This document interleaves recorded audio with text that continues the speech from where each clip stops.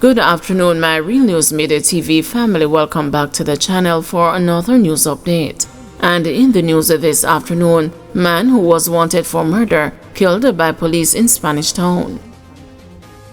A 43-year-old man who was on the St. Andrews South Police's most wanted list for murder was shot and killed in Spanish Town, St. Catherine on Saturday. He is Andrew Powell, otherwise called the Bounty, of Largy Road, Kingston 11. About 4:50 p.m., members of the Counterterrorism and the Organized Crime Investigation Branch were looking into reports of extortion in Spanish Town, St. Catherine, when their investigation took them to King Street in the vicinity of the People's Museum. There, they reportedly observed a group of men fitting the description of the alleged extortionist and accosted them. The men reportedly fired at the police team, and the shootout ensued. Some of the men fled. When the shooting subsided, Powell was allegedly found suffering from gunshot wounds and clutching a Smith & Wesson revolver with 4 rounds of ammunition. He was assisted to the Spanish Town Hospital, where he was pronounced dead. The Independent Commission of Investigations has launched a probe into the matter. Jamaican man faces 20 years in U.S. prison for illegal re-entry. A Jamaican man faces up to 20 years in a United States prison after pleading guilty last week to illegally re-entering the United States after being previously deported from there. The convict is 50-year-old Jason Caston Williams, also known as Jason Fitzgerald, and Terry Barrington Stewart. United States Attorney for the District of Connecticut, Vanessa Roberts Avery, announced on Thursday that the Jamaican pleaded guilty to the charge a day before when he appeared in court before U.S. District Judge Omar A. Williams in Hartford. A press release from the U.S. Attorney's Office on Thursday said, according to court documents and the statement made in court, Williams was admitted to the U.S. as a lawful permanent resident in October of 1982. The release said in June of 1991, Williams was convicted in the Connecticut State Court of robbery in the 2nd degree. He received a sentence of 10 years in prison with the execution suspended and 5 years of probation for that offense. Williams subsequently violated his probation and in March of 1997 was sentenced to 3 years of imprisonment, according to the U.S. Attorney's Office. The Jamaicans run-in with the law later deepened. The release said Williams was convicted in New York of burglary in the 2nd degree as well as a criminal possession of a weapon in September of 1997. He received a sentence of 30 months to 5 years in prison for those offenses. In May 2001, after an immigration judge ordered him removed from the U.S., he was deported to Jamaica, the U.S. Attorney's Office stated. But Williams unlawfully returned to the U.S. The date he committed that breach was not disclosed. The U.S. Attorney's Office said on October 20, 2022, the Jamaican was arrested by Norwalk police in the U.S. and charged with a 2nd-degree assault relative to his use of a knife to assault another individual. He was convicted of the charge on October 11, 2023, and is sentenced to 5 years in prison, suspended after 2 years, and 3 years of probation, the U.S. Attorney's Office informed. In relation to the charge of illegal re-entry, for which Williams pleaded guilty last week, the release said a sentencing date has not yet been scheduled. However, it said that Williams faces a maximum term of imprisonment of 20 years for illegal re-entry. The Jamaican is currently in custody. The case was investigated by the U.S. Department of Homeland Security, Immigration and Customs Enforcement. JPs play vital role in nation building and public safety, says the police chief. Police Commissioner Dr. Kevin Blake has asserted that justices of the peace play a far more significant role in society than just signing documents. Blake stressed that JPs are in fact partners in nation building and public safety. When a justice of the peace signs forms for a passport or verifies a photograph, what you're doing is you're protecting the integrity of an immigration system of a society, said Blake at a Ministry of Justice virtual sensitization session on Thursday night. He explained that a lot of faith is placed in a passport.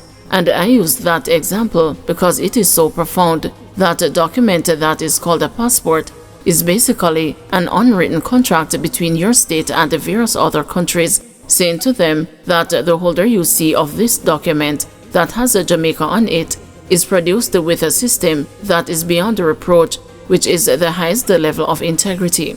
And so the risk of your country being given access to this individual is low, Blake stated. And so the risk to your country by giving access to this individual is low, Blake stated. He also highlighted the importance of JPs in maintaining the stability of the local financial sector. And if you take a justice of the peace signing a document for an individual who may need to conduct a business with a bank, it is actually protecting the financial sector, because just imagine that type of authenticity is not there and the persons were able to take fraudulent documents to the bank and achieve a loan. You can have a major breakdown in the financial sector if that happens, the commissioner said. As a JP himself, Blake reiterated his call for his fellow JPs to recognize the gravity of their role in upholding the integrity of various systems and protecting the country's interest. Entertainer Vybz Cartel makes appearance at a PNP conference. Dancehall star Vybz Cartel appeared on the stage of the conference of the opposition People's National Party on Sunday. The controversial artist was freed of a murder charge in July. Cheering inside the National Arena was deafening as hundreds tried to get a glimpse of the self-styled world boss. Cartel did not address the crowd. Attorney and the PNP member Isat Buchanan, who represented Cartel, declared God and time. Cartel's appearance could resurrect debates about Jamaica's political embrace of persons who run into problems with the law despite Cartel's acquittal. The Holness administration faced a backlash over activities it held in 2017 with the entertainer Ninja Man, who is now incarcerated. Then National Security Minister Robert Montague was criticized.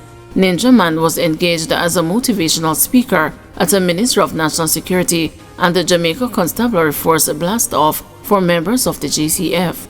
It was meant primarily as a morale booster for the nation's crime fighters. Duncan Southerland says JLP failings should be on a PNP government to-do list. Head of the PNP's Women Movement, Patricia Duncan Southerland, says the party speeches highlighting problems in Jamaica are meant to signal what the party needs to do if it's elected to office. Nobody takes pride to talk about what doesn't work in Jamaica, she told hundreds of cheering supporters inside the National Arena for the party's 86th annual conference in St. Andrew. Duncan Southerland said poorly resourced hospitals, a failing education system in which less than 20% of high school students graduate annually without passing math and English, and the soaring living cost will focus the party on what issues need tackling. Her comments sought to contextualize criticisms from the platform before her speech and the deluge expected leading up to the presentation of party president Mark Goulding. Parliamentary elections are due by September next year, and Duncan Southerland said it should be celebrated that 21 of the party's constituency representatives are women. She is the party's MP caretaker for St. Andrew Eastern, a seat currently held by the JLP's Favour Williams, who is also the education minister. The PNP is committed to change to create hope for Jamaica, not just the PR hope, she said, referring to the ruling Jamaica Labour Party administration of Prime Minister Andrew Holness. That was a similar sentiment from the PNP UK group, whose representative slammed the administration as being corrupt and heartless. According to her, Jamaicans need government that will not enrich themselves at the expense of poor people. Goulding is expected to address the orange-clad comrades later on. Party groups and affiliates and the senior party figures are delivering speeches. Earlier, PNP chairman Dr. Angela Brown-Burke said the conference was likely the last day before the national elections. Guys, thank you for watching. See you this evening at 6 p.m. for another news update.